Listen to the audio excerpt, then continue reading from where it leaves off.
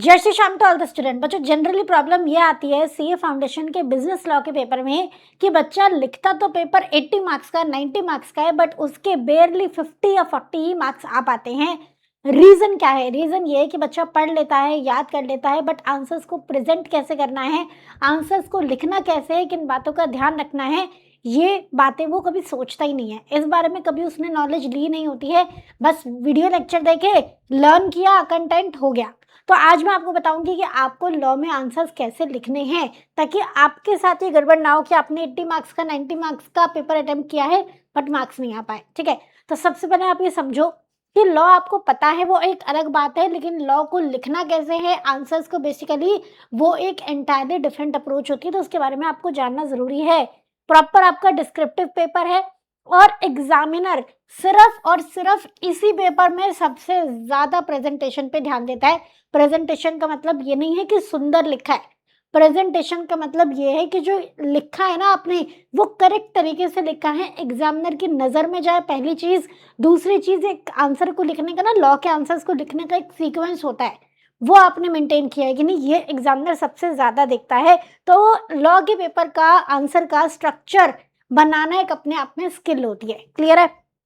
बस आपको एक चीज याद रखना है, पीएसी पैक, सिर्फ इसी फॉर्मेट में अपने केस स्टडी जो क्वेश्चन आते हैं ना, प्रॉब्लम उसी में आती है। आपको डायरेक्ट क्वेश्चन तो आप लिख लेते हो, आंसर वो तो सीधे से जो पूछा वो लिख लिया, बट केस स्टडी क्वेश्चन को आपको पीएसी के फॉर्मेट में आंसर करना है।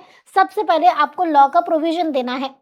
लॉ का प्रोविजन मतलब जो आपने पढ़ा है, स्टडी मटेरियल से रूल्स जो हैं आपके, ठीक है, जो लॉ में ऐसा होता है ऐसा होता है, वो आपको बताना है प्रोविजन के पैराग्राफ में। उसके बाद एनालिसिस करना है आपको, उसको फैक्ट पे अप्लाई करना है। 2 लाइन में फैक्ट लिख दो और प्रोविजन को फैक्ट पे अप्लाई करो, और लास्ट में अपना क्लियर कट कंक्लूजन दे दो कि भैया इस केस में मेरा ये आंसर है। ठीक है, अगर आपने इस फॉर्मेट में आंसर नहीं किया होगा तो वो आंसर प्रेजेंटेबल लगेगा ही नहीं, लॉ का आंसर लगेगा ही नहीं, आपको अप्रोप्रिएट मार्क्स मिलेंगे ही नहीं। बिल्कुल सही भी लिखा होगा, अगर 5 नंबर का क्वेश्चन है और आपने उल्टा सीधा फॉर्मेट लिखा है तो 2 या 2.5 से ज्यादा मार्क्स आपको नहीं मिलने वाले हैं। बट आपने उसी को प्रॉपर एक सीक्वेंस में लिखा है, पहले प्रोविजन बताया, फिर एनालिसिस, फिर कंक्लूजन, आपको इजीली 3.5 to 4 मार्क्स मिल जाएंगे। 5 में से 5 तो रेयरली ही मिलते हैं, बट चलो 4 मार्क्स तक आप फिर भी वहां पे अचीव कर सकते हो, 4 या 4.5 भी। ठीक है, तो सबसे पहले आपको प्रोविजन बताना है, जिसमें एक्ट का नाम आपको क्लियरली बताना है, रूल्स को बताना है। ठीक है, बिल्कुल डिट्टो स्टडी मटेरियल आप कॉपी नहीं कर सकते हो। मेक श्योर कीवर्ड्स फॉलो करो, कीवर्ड्स यूज करो, थोड़ी सी अपनी लैंग्वेज मिक्स करके लिख सकते हो कि कीवर्ड जरूर लिखने हैं।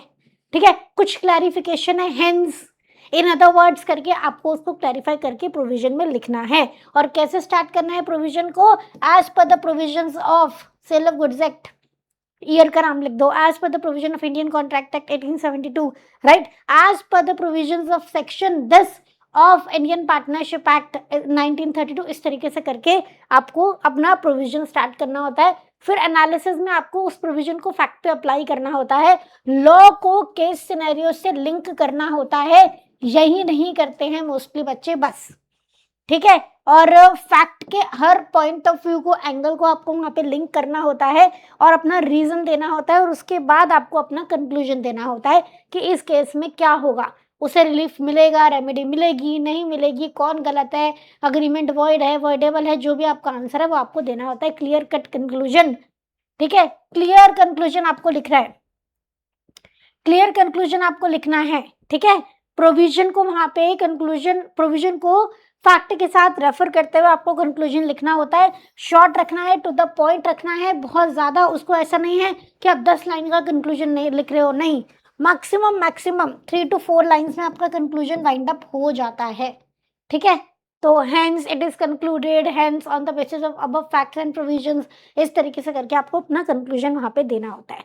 ठीक है, अब आप देखो, सेम क्वेश्चन है, जैसे एक माइनर है, उसने 10,000 रुपए बोरो करे हैं और प्रोमिसरी नोट साइन किया है। मेजर होने पे क्या, जो अब जिसको प्रोमिसरी नोट माइनर ने साइन करके दिया था, एल जो था, वो पैसा रिकवर कर सकता है? ये आपका क्वेश्चन है। अगर आपने कोई फॉर्मेट फॉलो नहीं किया है, सीधा लिख दिया no, L can not recover money because M is a minor, correct है, बट आपको क्या मार्क्स मिलेंगे? पूरे नहीं, क्योंकि एक्ट का रेफरेंस नहीं दिया, प्रोविजन नहीं दिया, कोई रीजन नहीं दिया, कोई लिंकेज नहीं की प्रोविजन, और प्रोविजन ही नहीं दिया तो लिंकेज तो क्या ही होगी, कुछ भी यहाँ पे फॉर्मेट में नहीं है। लेकिन इसी आंसर को अगर आपने पीएससी के फॉर्मेट में किया, हेडिंग लिखनी जरूरी नहीं है, बट फॉर्मेट मतलब पैराग्राफ्स ऐसी होने चाहिए, पहले प्रोविजन बताया, फिर एनालिसिस किया उसका, फिर आपने यहाँ पे कंक्लूजन बताया, तो आपको यहाँ पे अच्छे मार्क्स मिल जाएंगे। सेम बात विदाउट स्ट्रक्चर कोई मार्क्स नहीं दिलवाएगी, विद स्ट्रक्चर आपको मार्क्स दिलवा देगी।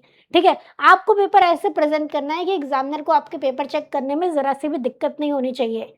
पैराग्राफ वाइज आप करेंगे, एक पैराग्राफ में खिचड़ी नहीं पका देनी है, छोटे छोटे पैराग्राफ में आपको में डिफरेंट डिफरेंट बातें बतानी है। एक्ट को अंडरलाइन करो, कीवर्ड्स को, सेक्शंस को, की टर्म्स को अंडरलाइन करो, as per the provision, hence, ऐसा करके अपने आप को कंक्लूड करो, ताकि एग्जामिनर को परफेक्ट पता लग जाए कि हाँ, आप बच्चा आंसर यहाँ पे फाइनल करने वाला है। प्रॉपरली नंबरिंग करो, ठीक है ना, ABCD 1 2 3 4 जो भी आपके पॉइंटर्स अच्छे से नंबरिंग करो। क्लियर हैंडराइटिंग होनी चाहिए, मैं सुंदर की बात नहीं कर रही हूँ, बहुत सारे बच्चे देखे हैं सबसे घटिया हैंडराइटिंग पे भी अच्छे मार्क्स लाते हैं, तो क्लियर हैंडराइटिंग होनी चाहिए। नहीं है तो थोड़ा वर्ड्स को दूर दूर लिखने की आदत डालेंगे, और पेजेस भरने से लॉ के पेपर में आंसर्स नहीं मिलते हैं। Quality matters and not quantity, इस बात का आप ध्यान रखेंगे। टू द पॉइंट, गोल गोल जलेबियां घुमा के एक ही बात को 4 बार लिख दोगे, कुछ फायदा नहीं है, मार्क्स एक ही बार मिलेंगे, और ज्यादा परेशान होगी एग्जामिनर तो वो भी नहीं मिलेंगे। ठीक है, क्या गलतियां नहीं करनी है, प्रोविजन लिखे बिना सीधा कंक्लूजन लिख देना। ठीक है, वेग एंडिंग, क्लियरली नहीं बता रहे हो, it depends on the situation, however it may also happen that, ऐसा करके नहीं लिखना है। ठीक है, एक लॉन्ग पैराग्राफ लिखा, कोई स्ट्रक्चर नहीं है, ऐसा नहीं करना है। ओवर राइटिंग, कटिंग, ये सब नहीं करनी है। किसी आपने 2 लाइन लिखी, उसमें ही 10 बार कटिंग हो गई, उसको कट करके फ्रेश पेज से दोबारा लिखो। कुछ बच्चे क्वेश्चन को ही कॉपी कर देते हैं, सोचते हैं कि ना एग्जामिनर को पता नहीं लगेगा, लाइन से देख के नंबर मिल जाएगी, ऐसा नहीं होता है। ठीक है, रॉन्ग एक्ट या रॉन्ग सेक्शन तो बिल्कुल भी नहीं लिखना, it is a very basic thing in an answer. जब आपको एक्ट और सेक्शन ही नहीं पता तो आंसर तो क्या ही पता होगा फिर। ठीक है, फैक्ट्स को इग्नोर करना, फैक्ट्स लिखो, 2 लाइन में लिख दो, और उसे लिंक जरूर करो प्रोविजन के साथ। ठीक है, हैंडराइटिंग मैसी नहीं होनी चाहिए, क्लियर हैंडराइटिंग होनी चाहिए। अगेन, सुंदर इज डिफरेंट फ्रॉम क्लियर, आपकी हैंडराइटिंग क्लियर होनी चाहिए। तो अभी से प्रैक्टिस करो, जो पेन आपको कंफर्टिंग लग रहा है, जो आपको आंसर प्रेजेंट करने का तरीका है, वर्ड्स को दूर दूर लिखना है, इसकी प्रैक्टिस अभी से आपको करनी है। और इसका सबसे अच्छा तरीका है कि आप टेस्ट दो चैप्टर वाइज, जितना आप चैप्टर वाइज टेस्ट दोगे उतना आपको आइडिया लगेगा कि आपको एग्जाम में ये क्वेश्चन को कैसे लिखना है। फुल कोर्स टेस्ट दोगे तो आपको पता लगेगा कि एग्जाम एनवायरनमेंट में वो 3 घंटे में आपको स्पीड कैसे मेंटेन करनी है। ठीक है, तो और ऑब्वियसली आप अपने आप को टेस्ट तो कर ही पाओगे कि आपको कितना आता है, आप कितने मार्क्स स्कोर कर पा रहे हो, और अकॉर्डिंगली अपनी प्रिपरेशन को आप फिर जो भी अगर लगता है कि स्ट्रैटेजी चेंज करने की जरूरत है तो कर सकते हो। ठीक है, तो हमारी सीए फाउंडेशन के टेस्ट सीरीज अवेलेबल है ऑन वेबसाइट www.escholars.in। अगर आपको नहीं समझ में आता है तो आप सीधा हमारी सपोर्ट टीम से, हमारे काउंसलर से बात कर सकते हैं ऑन 8888880402। वैसे वेबसाइट है www.escholars.in। प्रॉपर पेपर चेक होके मिलेंगे, प्रॉपर ICI फॉर्मेट के आप हिसाब से आपको यहाँ पे टेस्ट पेपर्स मिलता है बिल्कुल, ताकि आप एग्जाम एनवायरनमेंट में मॉक टेस्ट दे सको और अपनी प्रिपरेशन को पहले जज करके इम्प्रूव करके बेटर कर सको। ठीक है, तो अब आपको क्या करना है, पहली चीज आंसर्स को लिखना कैसे है, ये पॉइंटर्स अपने पास नोट करके वॉल पे चिपका के रख लेना। दूसरा, टेस्ट देने हैं, टेस्ट सीरीज है तो बहुत बढ़िया बात है, नहीं है तो आप ग्रूमिंग एजुकेशन एकेडमी की टेस्ट सीरीज ले सकते हो। ठीक है, अब इस वीडियो को फटाफट से अपने फ्रेंड्स के साथ भी शेयर कर देना, ताकि क्योंकि देखो लॉ के साथ ये प्रॉब्लम सबके साथ है, तो ताकि उन लोगों को भी थोड़ी सी हेल्प हो जाए और वो भी अपनी जो लॉ की राइटिंग है, आंसर प्रेजेंटेशन है, वो इम्प्रूव कर पाए। ठीक है, तो हम आज का वीडियो यहीं पे एंड करते हैं, मिलते हैं नेक्स्ट वीडियो में। Thank you so much everyone, जय श्री श्याम।